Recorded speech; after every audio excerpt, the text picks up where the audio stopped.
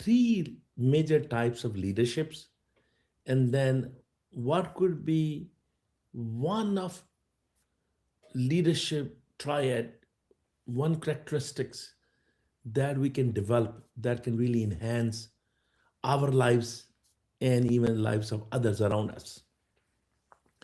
So first of all, I look at three categories of leadership. And of course, there are many books written on leadership and leadership types and different characteristics, but I'm really going to take a very holistic approach, um, and very, I'll say, easy approach that can be understood to a common student like me. So I would say I categorize that in three buckets. Number one is executional leadership. People who are on the execution side of things. And oh, by the way, nature has made us all very different, as we know. This is nothing new. But every single one of us have different capabilities. We have different personality type and different capabilities, and everybody is not good on everything, but everybody is really, really good on something. So if we really do that something that we are good at, then we actually have more fun and our results become much, much better. So there are three types of leadership, and one type is execution leadership. So, and the other one is, thought provoking leadership. And the last one is really spiritual leadership. So I take these three main categories. Now, of course, if you have a very, very thoughtful person, but that doesn't mean that person would also be very good in, execution. And that's the reason you see many uh, thought leaders and innovators, they really miserably fail in execution because that's not their forte. Their forte is innovation, creation, thoughtfulness. So hence they really don't do very well in execution. But then there are some others who are amazing in execution, but then they don't really have lots of time or focus or even abilities to create and innovate. So they take somebody's work and then convert it into execution, and they do extremely well.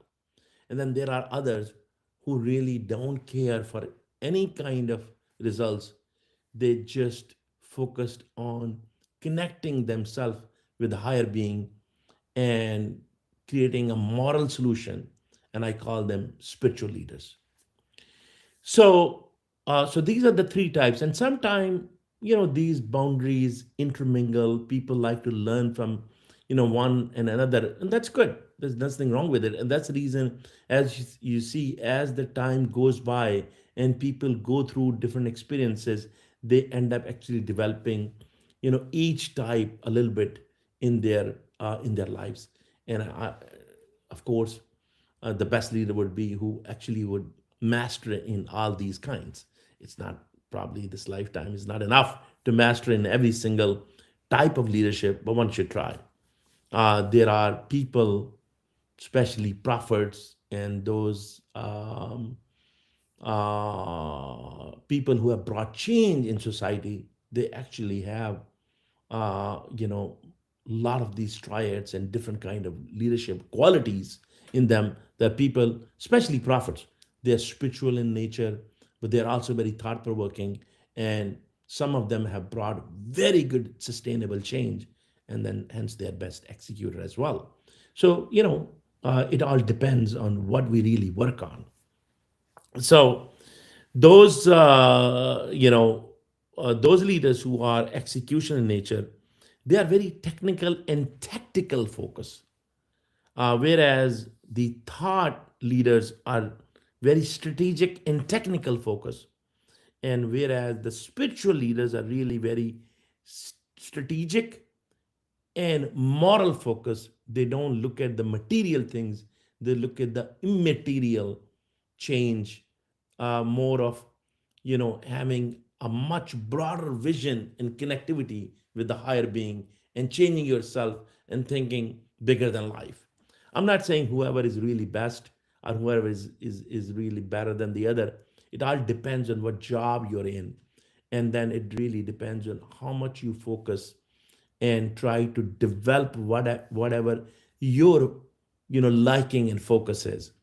It's good to have, like I said, all of them, but it really depends on your focus and your likability and your what you like to achieve in life. And whatever you want to achieve in life, if you focus on it, believe me, you can get that. And if you are execution leader, you could also be an innovator, a thought leader as well, if you put focus. You could also be spiritual if you focus.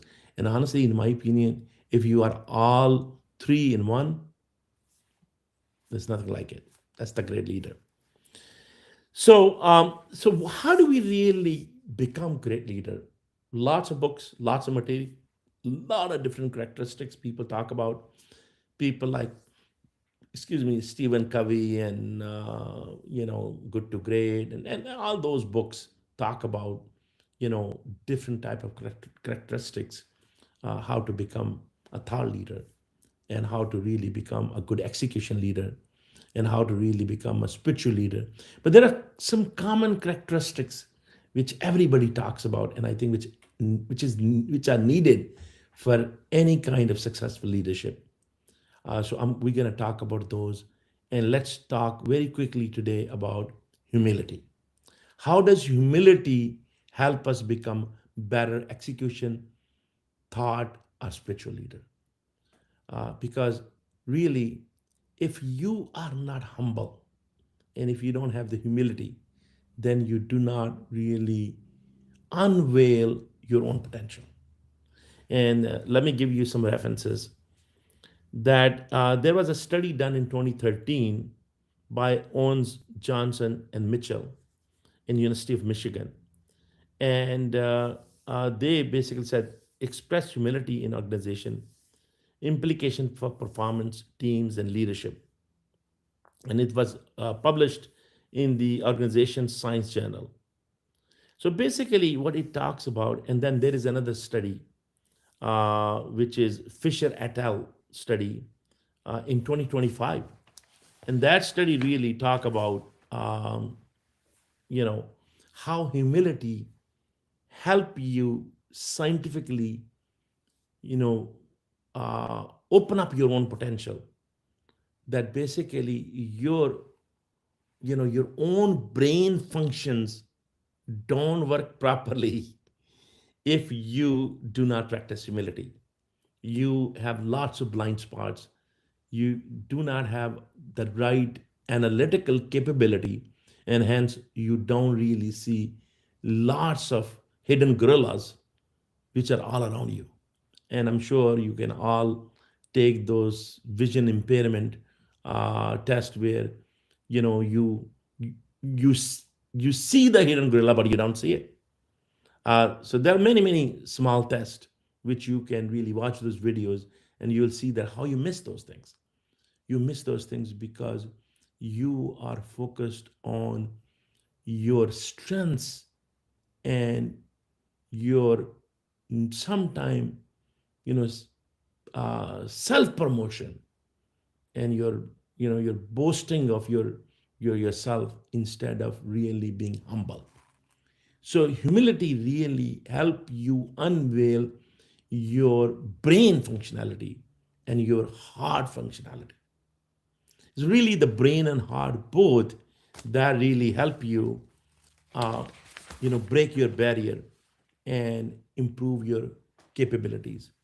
Now let's talk about some of the spiritual texts. Uh, Quran, for example, talk about the humility, and Quran says, وَعِبَادُ الرَّحْمَنِ الَّذِينَ يَمْشُونَ فِي الْأَرْضِ هَوْنًا وَعِبَادُ الرَّحْمَنِ الَّذِينَ يَمْشُونَ عَلَى الْأَرْضِ هَوْنًا. It is the chapter 25th and verse 63, 25:63, where and servants of the Most, وَعِبَادُ الرَّحْمَنِ, the people of the merciful. So God Himself, presenting Himself as a merciful. God has different characteristics, and we have those characteristics as well.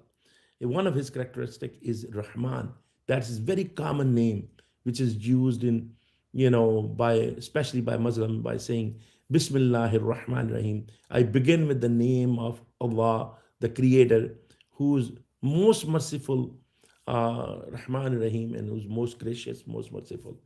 So being merciful is God's one of very common characteristics. And He wants us to become merciful too. Now, more merciful we become, better connectivity we have, and better humility we will have. So over here, God is saying, وَعِبَادُ الرَّحْمَنِ الَّذِينَ, Rahman's people, Rahman's servants. I mean, the word ibad is so beautiful. When God loves somebody, he used the word abd for that person. Abd is really not translated very well in English. And we say servant. It's not really servant. It's basically someone who loves someone and follow that one in the love, in the spirit of love. And so وَعِبَادُ الرَّحْمَنِ الَّذِينَ يَمْشُونَ فِي الْأَرْضِ هَوْنًا. And then God is saying, my people are those who walk on earth with humility. And then in another place, God says, and the verse says, وَلَا تَمْشِ فِي الْأَرْضِ مَرْحًا. Do not walk on earth boosting. إِنَّكَ لَن تَخْرَقْ الْأَرْضَ وَلَن تَبْلَغْ الْجِبَالَ طَوْلًا. إِنَّكَ لَن تَخْرَقَ الْأَرْضَ وَلَن تَبْلَغَ الْجِبَالَ طَوْلًا. And God is saying, don't walk on earth with such pride. Can you really tear it apart when you're walking? What are you going to do? If you walk on earth and you walk like you're a macho man, can you tear it apart? You're not taller than mountains. And why God is giving this example, taller than mountains, is that, if you're a hiker, because I like to hike sometime, and when you go hiking, you really get humble. You see how little you are in a bigger scheme of things, but also it will tire you up. No matter how good of a hiker you are, but it really challenges you. You see that how tall the mountain is and how small you are and how much effort is required. Yeah, you feel really good when you really go to the peak, but if it doesn't humble you, then I don't know what can humble you. And God is giving this example on purpose, that you're not really tall and strong like mountain. Who are you? Look at my earth. This earth is really not even a dot. If you take one grain of salt or one grain of sand, and then if you take in the example of this our planet in our in the solar system, we are one grain, and then the whole solar system maybe one room, and the whole Milky Way galaxy is maybe like a USA, and Milky Way galaxy is really in the whole known galaxies is like maybe this whole earth, and yet this is only one galaxy, is only one universe, and there are multiverses we know now. So I mean, in a bigger scheme of thing, who are we? We are not even a grain of sand, because the whole earth is, in that example, is a grain of sand. And we are nothing. And this life is nothing. And we're being so macho man and talking about ourselves. When you talk that big, then you do not look at the other people's, participation and their potential.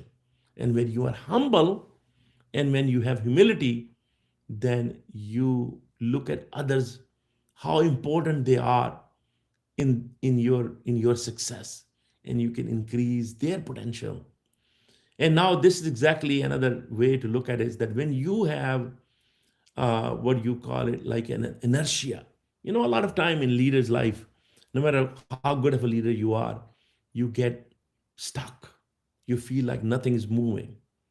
So, really, to move things around, the very first thing we have to believe is that it's doable. I mean, it's doable. It's going to happen.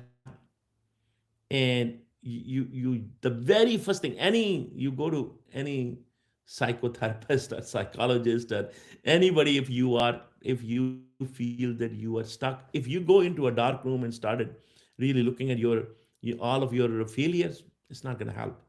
But if you very first believe that it is going to happen, then that is the first step in breaking the inertia. And then the other thing is, if you're going to do the right thing, if the results don't even come as quickly as you have planned out, it's okay, because you're doing the right thing. It's going to help some others. And then the last thing is, building a plan and executing the plan one step at a time. So really, when you are humble, then you can even break your own inertia, and you can help others, and that will help you achieve your goals. Now we gave the example of Quran, so it will be really wise to give example of what Bible says in Micah 6:8. He has shown you, O mortal, what is good, and what does the Lord acquire of you, to act justly and to love mercy and to walk humbly with your God. So it's very important. Also, uh, Proverb 27:2, let someone else praise you and not your own mouth, an outsider and not your own lips.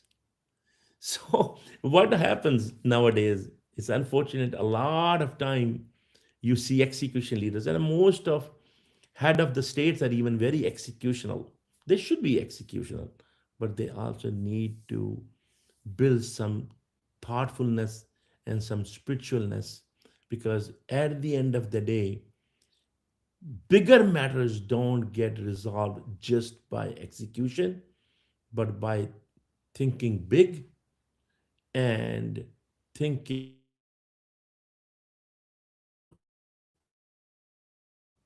more. Not every solution is in dollars and cents. I mean, take an example of today, what's going on in the world, that we thought that we could just resolve the issue, just by bombing and just by threatening. Look what's going on. We got ourselves in a bigger trouble. And then our leaders, you see over and over, praising themselves, boosting themselves instead of other, and keep getting more and more in trouble. And I mean, you see the example of China. For example, Chinese, I mean, kudos to them that they have a culture where they don't really talk much, but they execute more. And their action speaks louder. Whereas, unfortunately, our actions are speaking less, our words are louder. What we need to do is we need to really let our actions lead and our humility lead our way, if we really want the potential of the word and potential of our teams come out to help us and give us the success we need. May God help us all. Thank you very much.